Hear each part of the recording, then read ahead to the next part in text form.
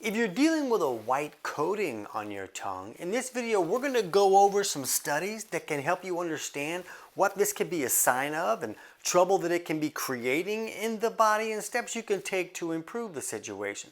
And just keep in mind that there's a variety of issues that can cause this, things like smoking or drinking alcohol, or not cleaning your dentures well enough, or dehydration and poor hygiene. But let's look at this study here first on perspectives on tongue coating, etiology, clinical management, and associated diseases. And they helped us understand that this is not just a sign of oral health, but also of systemic health. And they say when we're looking at this white coating, in most cases, we're looking at a biofilm that can consist of damaged or discarded epithelial cells, maybe some food particles, and microorganisms. So keep in mind that we have a microbiome in our mouth. We want there to be bacteria and microorganisms in the mouth, just like we want to have a microbiome in the large intestine. Now, when we're looking at this white coating, in most cases, this is going to be a Candida overgrowth issue, which is a yeast or fungal organism that exists in most people's body and doesn't really create any trouble unless it gets to that overgrowth level, and then it creates some real harm. So let's look at this study here on Candida albicans induces oral microbial dysbiosis and promotes oral diseases. And they kind of said that basically what happens is it's almost like these Candida act like scaffolding that can make it so where these other bacteria and other microorganisms can then kind of cling on to them and build these kind of biofilms that are like a little house that protects them from our own immune system and allows them to thrive in that environment. So having this significant level of Candida in the mouth, allowing them to pitch a tent and invite all their friends to come and have a keg party and create all kinds of havoc, now you have all of these toxins and waste byproducts that all this bacteria and the Candida are putting out. And Candida puts out what's called a Candida lysin that can create a lot of trouble in the body. And it's basically like these toxins are just being dumped down your esophagus into your body. And let's look at this study here on oral tongue coating microbiota and metabolic disorders. And they helped us understand that this issue seems to be bidirectional, where these organisms in your mouth can feed down into your body and create overgrowth issues there, like small intestinal bacterial overgrowth, or SIBO, like all the cool kids call it.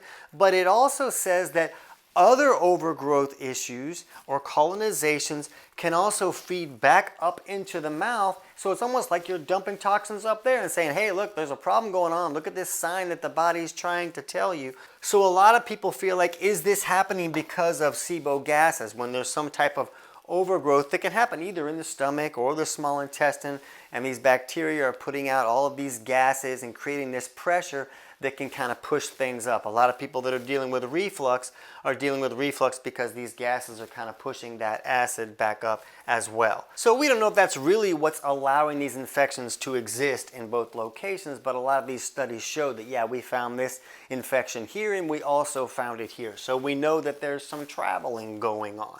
So one thing that can cause this is antibiotic use. Antibiotics kind of wipe out all the bacteria in the body, good or bad, but they don't really affect those yeast fungal type organisms. And a lot of times these bacteria and the yeast will keep each other in check. So when you wipe out the bacteria, the yeast is like, all right, we're in charge here now, and they kind of take over and they really start to thrive. For another possible cause, let's look at this study here on proton pump inhibitor-induced fungal dysbiosis in patients with gastroesophageal reflux disease.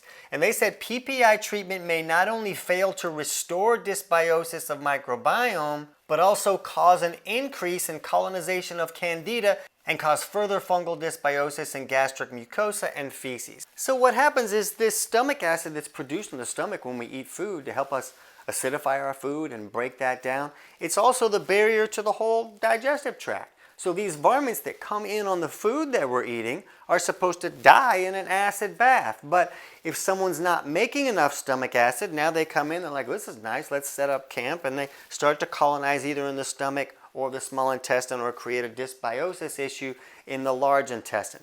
And these studies here are showing us that when there's some type of colonization, that they can travel back up and also colonize in the mouth. So that's another confirmation that we're seeing things travel back and forth, because this PPI use, where people are turning off stomach acid, like an acid reflux medication that turns off our ability to produce that hydrochloric acid, is seeing a big uptick in this colonization of this Candida. So that makes sense that if we're seeing this colonization up here, that we know they're traveling because the PPI is restricting stomach acid down here. Now, the other thing we need to understand is that someone doesn't need to be on a PPI to have low stomach acid. A lot of people are not making enough stomach acid for a wide variety of reasons. If somebody's stressed, that can restrict the body's ability to make that hydrochloric acid. So this hypochlorhydria, or low stomach acid issue, seems to be one of the possible driving forces that can create this white-coated tongue issue because of this Candida colonization. Another important aspect is that these microorganisms have the ability to damage tissues and create a lot of inflammation. So it's not just the toxic gook that they're dumping into the body, it's also the harm they can do to the actual tissues.